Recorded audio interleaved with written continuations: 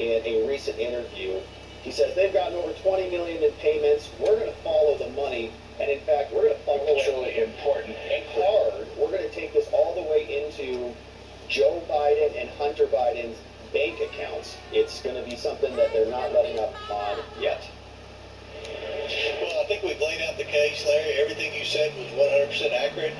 Almost every fact that you stated wasn't known prior to us launching this investigation in January. All of those facts were learned through our investigation on the House Oversight Committee. Now, this week, Speaker McCarthy granted us impeachment inquiry, and this is a very important tool in the toolbox. This will help us when we go to court to get some of these bank records. This will help the judge it was forced the judge to have to rule quicker. It also trumps executive privilege if the Bidens tried to say that anything that we were trying to get they couldn't have because of executive privilege. And it also allows us to get things like the grand jury testimony. There's a precedent where when Jerry Nadler was leading the impeachment inquiry against Donald Trump, they were requesting information and they said they couldn't hand it over because of it was grand jury testimony, and the judge ruled because of the impeachment inquiry that Nadler could then have it. So this is a tool that we needed to move forward. We're going next after two things. First of all, the bank accounts of Hunter Biden and Jim Biden, because we believe, as you've seen the arrows where we show from countries like China, Romania, Russia, Ukraine, there's arrows through these shell companies. Then they end up in 9 different Biden personal bank accounts. We want to look at the personal bank accounts to see if there are any arrows beyond that to pay for things of value for Joe Biden. Then the other thing we want to use impeachment inquiry is to force these agencies to turn over correspondence. We've requested all the emails that were in the pseudonyms, and there are 5,400 of those. We know one of which pertained to Ukrainian policy, and Hunter Biden was copied on it. So these are things that we need, and I believe with this new impeachment inquiry designation, we'll be able to get them much quicker. So I just wanted to fast forward and see that. So it's unclear who the direct subpoena would be with. We're still evaluating that, but more than likely it'll be to the bank for the bank records. We anticipate Andy Lowell and the big expensive legal team that the Bidens have that no one's ever seen who's paying for their very expensive legal fees. Who is paying for them? That lawsuit was only asking for like $16,000 back in actual damages.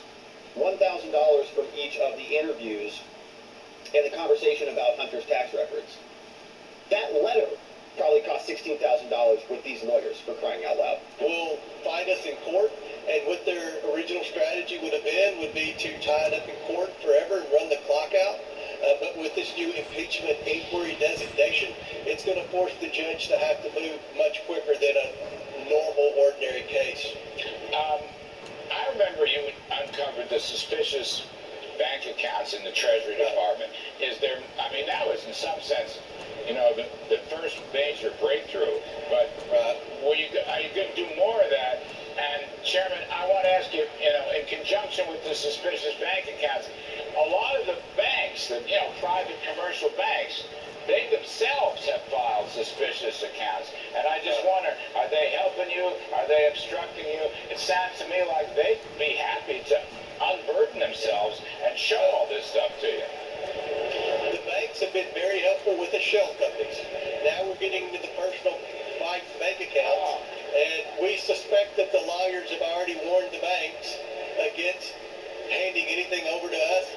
But we're going to give the banks another chance, and we'll see. So I'm withholding judgment on the banks, but thus far, all the banks have been very cooperative, and thus far, 100% of the banks have turned over, after they were subpoenaed, all the information that we requested. All right, good news. So going after the shell companies has been something that was fruitful. They've got some good information from those, but now we want the personal records, and we'll see what the banks do from there.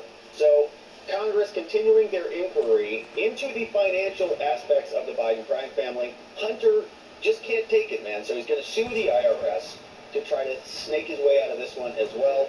We'll continue to cover this, my friends. Thank you for subscribing and liking this video wherever it is you're watching it. We'll look forward to seeing you on the next one. All right.